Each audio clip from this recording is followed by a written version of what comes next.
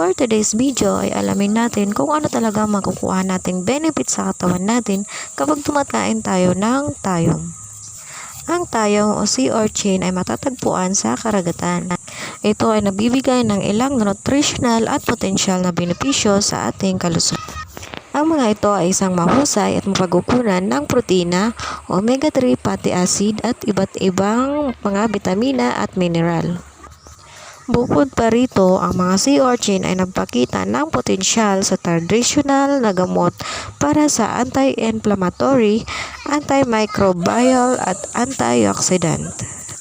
Ang sea urchin o tayo may 11 na nutritional benefits sa aking katawan.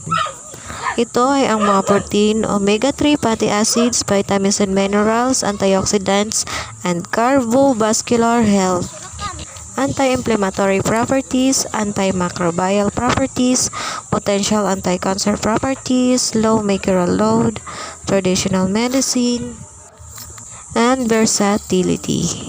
So ayan guys, alam na natin na napaka-healthy pala ng sea urchin or tayom in other words.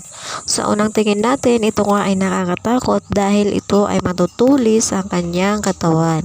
At delikado din ito pag ikaw ay natusok. Pero napaka-nutritional naman ang kanyang laman nito dahil pwede ito nating ulamin at kainin.